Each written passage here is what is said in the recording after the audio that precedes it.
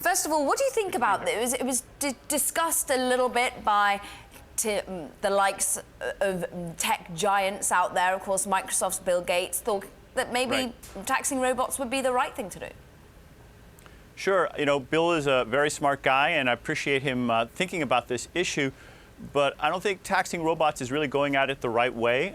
Robots create a lot of value. It's also, as you point out in the lead, there's been stagnating of a lot of wages, and the middle-income jobs have disappeared. So there's a question about how we should best go at it.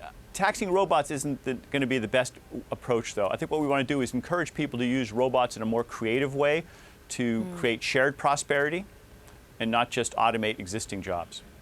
I think this is fascinating, actually. To that point, you've just launched a $1 million prize money for high-tech companies that do indeed increase job potential for middle-wage earners, for low-wage earners, entrepreneurs that adopt high-tech but actually helps those. This is on the same day that actually the World Economic Forum is coming here to San Francisco with a center to focus on the fourth industrial revolution and how we can have practices and best ways of ensuring it's for the public good as well.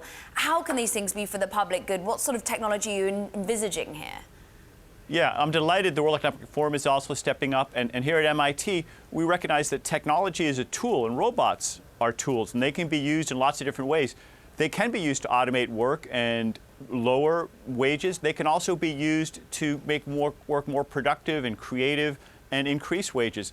The trick is to steer people in the right direction. There are a number of companies that are working very hard on that, and one of the reasons we created that $1 million Inclusive Innovation Challenge that you mentioned is to recognize and reward the companies that are doing that.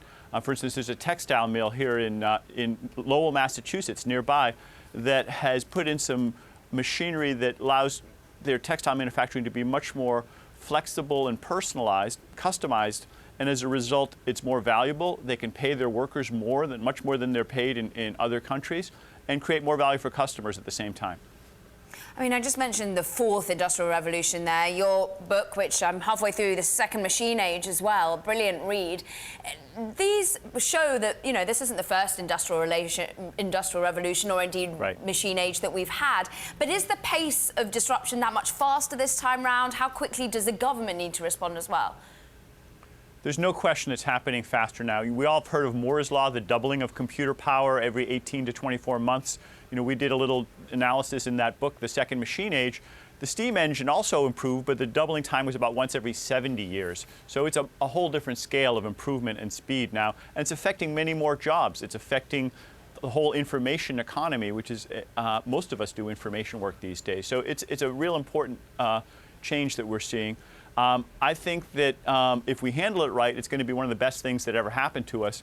But it really depends on not just government policies, but also policies by CEOs and decision makers, and by all of us as workers, the kinds of education we get. There are a lot of changes and a lot of dimensions that need to be made.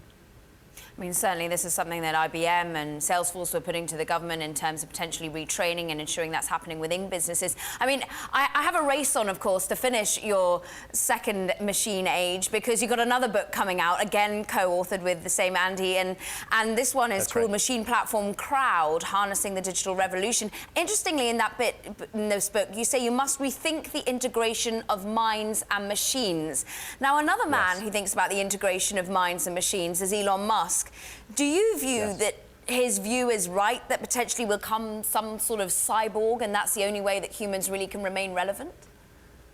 Yeah, I've talked about that, and I think he's right in the long run, but that's not really what we're talking about so much in our era, our generation. We're much more focused on having data-driven decision-making and artificial intelligence and other tools that allow human and machine decision makers to work and coordinate and divide up problems in ways that they can be more effective.